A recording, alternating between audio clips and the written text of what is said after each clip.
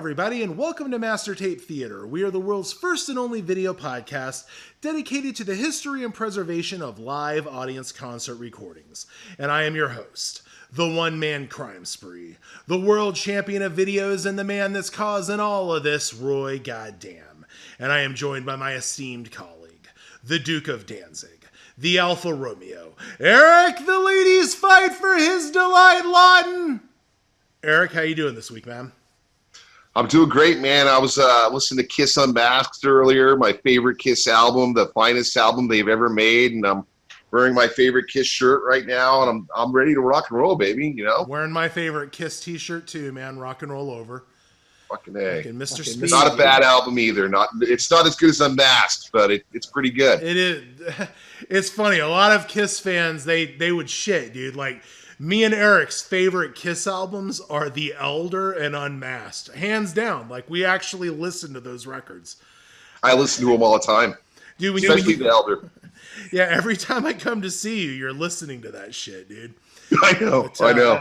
But anyway, man, yeah, Kiss came in last week at number 6, but here we are with the final 5 in our top 10 countdown of the greatest pro shot unofficial live concert recordings in history, man, or bootleg concerts, if you will. And coming in at number 5 is one of my favorites, 9 Inch Nails live at Woodstock 1994. This has to be some of the most incredible footage of 9 Inch Nails ever recorded. I mean, they were on all over Rolling Stone magazine with this, the Mud People. Mud People. Yeah, it was definitely amazing footage and a fantastic concert experience, I'm sure, if you were there, man. It's one of the biggest events of the 90s. Had to have been, for reals. Muddy titties, y'all.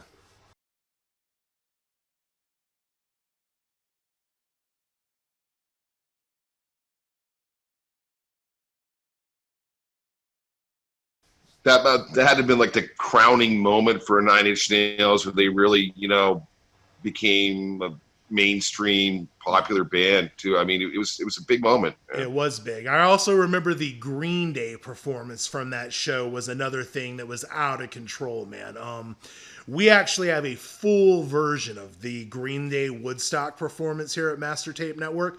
I mean, literally the versions that you can see on YouTube and everywhere else are missing like half of the material. But someday when we get the streaming app going, we're going to be able to show everybody the full version of that Woodstock performance of Green Day, man. I mean, that was awesome. That was a moment in time, man. I mean, even beyond the 9 Inch Nails, man, had to be the Green Day footage from that. I wanted them to be in the top 10 pretty bad just because of the sheer craziness of people throwing stuff and everything. I mean, that was sort of what started, I think, the 9 Inch Nails Mud thing. Was they saw Green Day doing that and we got to do something, so they went out and covered themselves in mud, man. I don't know. But and coming in at number 4, we have Guns N' Roses live at the Ritz in New York City, 1988. This has got to be one of the most important fan-sourced home archive videos of all time. I actually recorded that concert myself off of MTV way back in the day, man. I will never forget it. That is the band Guns N' Roses at the pinnacle and the peak of reckless rock and roll, man. I will never forget that show. Yeah, they were amazing. Please welcome LA's hottest band,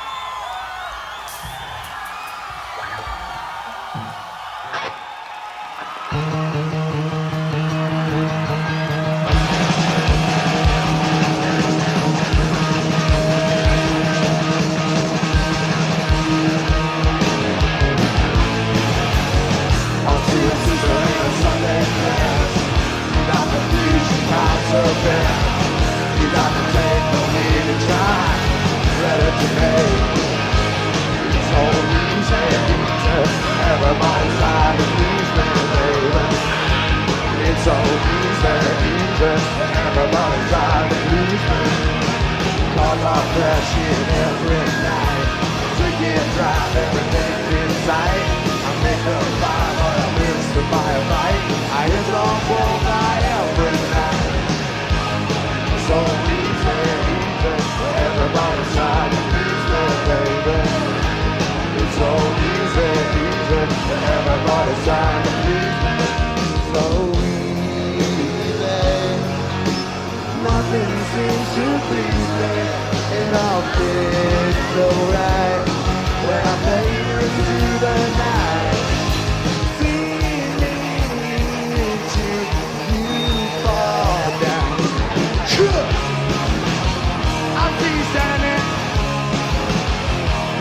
you're so cool.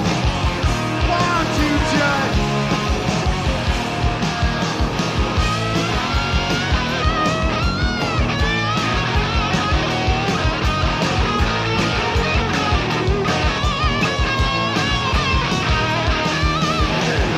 nothing, that's what you do. Turn around, bitch, I got a use for you. Besides, you ain't got nothing better to do, and I'm bored.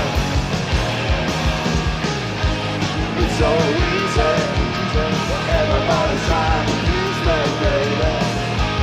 It's so easy, everybody's trying to use me. So easy, but nothing seems to please me.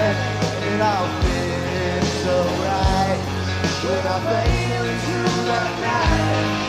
So come with me, don't ask me where, 'cause I don't know. I'll try to please you. I ain't got no money, but it don't take time. It's so easy, so fucking easy. It's so easy.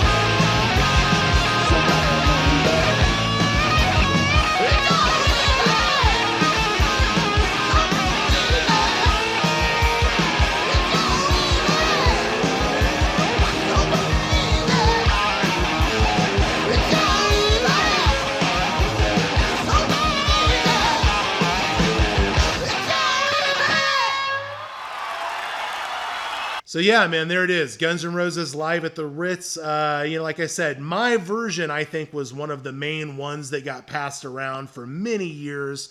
But recently there was an upgrade of the full uncut version with them doing Mama Ken and a couple of other songs that didn't make the cut on MTV, fully uncensored. I cannot wait till we can bring you that uncensored version on the app on the network someday, man. It'll be great to see. All right, and coming in at number 3, we have AC/DC from the Sight and Sound television show. This is some of the only footage of AC/DC with Bon Scott. Pro shot, full performance. Absolutely incredible footage, man. Have you seen this? It's one of those things. Yes. One of those things that's so well known that people think it's an official release, but it actually has never been officially released, man.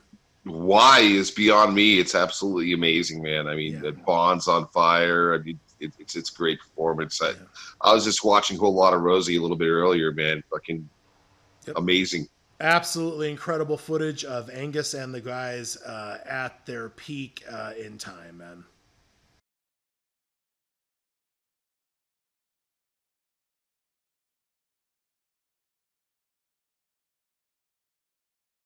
All right, and coming in at number 2, we have Black Sabbath, 1970 from Paris, France. Only a few bits and pieces of this have been released, but as you may know, the fans have always had the full show from Paris, 1970. The band is insane. I've never seen footage like this before. It's 1970, Ozzy at his best, man. This is definitely my number 1 on the list. I would definitely put this at number 1, but that's my personal bias. It's absolutely incredible, man. Especially hearing Sabbath at such an early period of their career. It's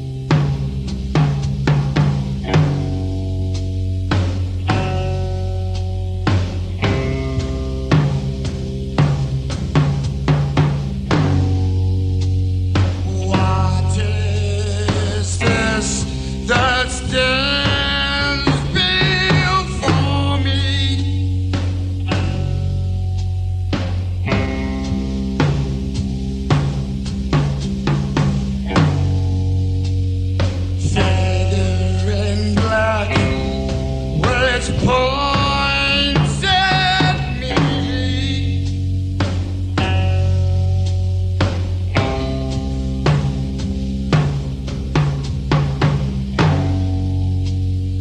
Town bridge, let's start to run.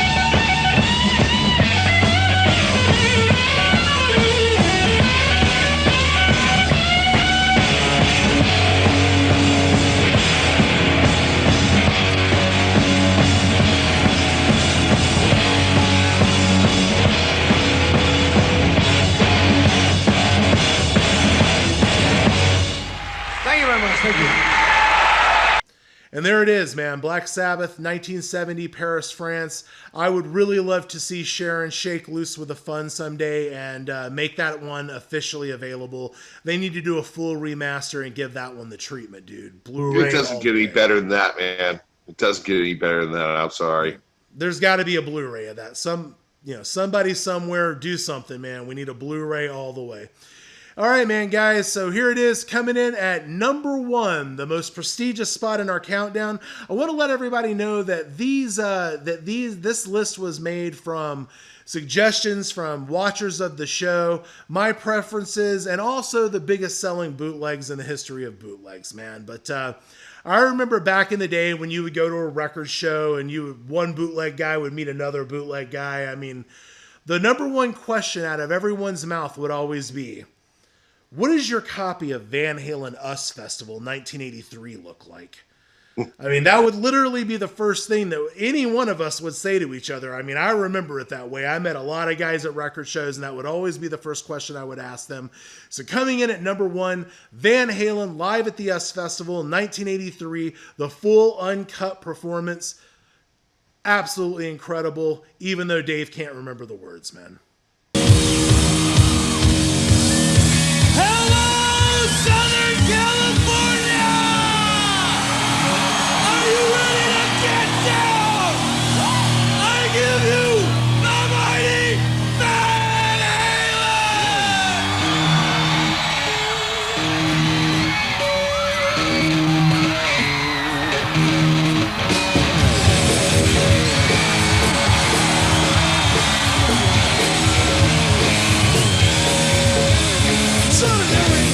special reason must lie. I'll be here for a very long night. From your woman's trunk, you just want me need a man with a gun. Fire in the city of light.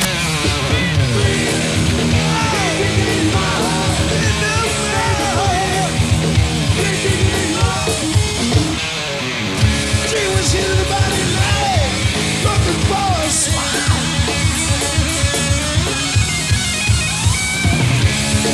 Somebody pay, don't get uptight, baby. Please.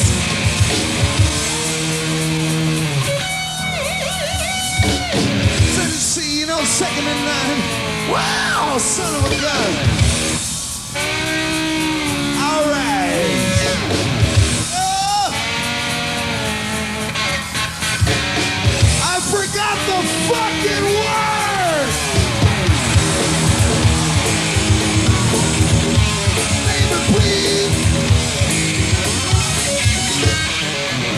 She was getting the body made, looking for a smile. Even when it was somebody right, don't get uptight, baby.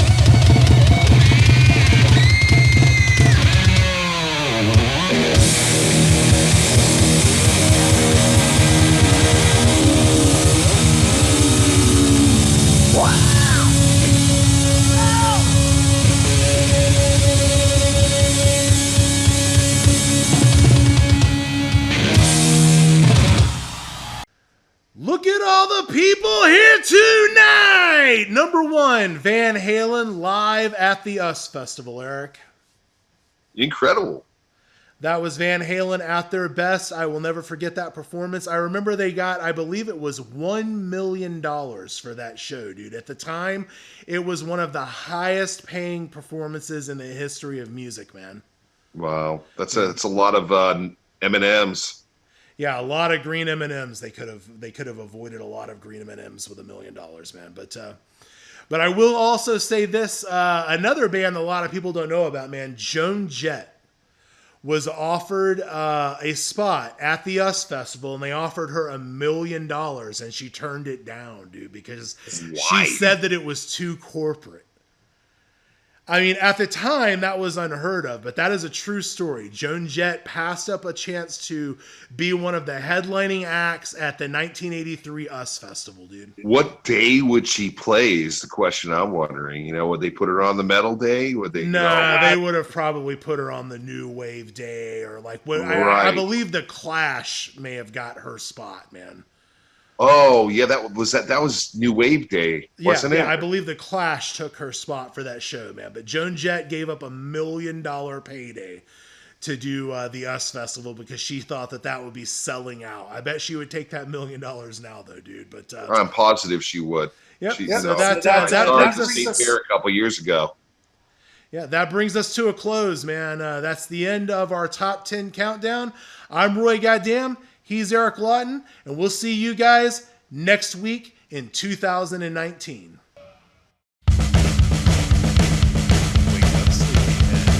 It's party time, yeah! Be sure to like and subscribe on the channel. Also, support the work we do on Patreon, find us on Facebook, and follow us on Twitter.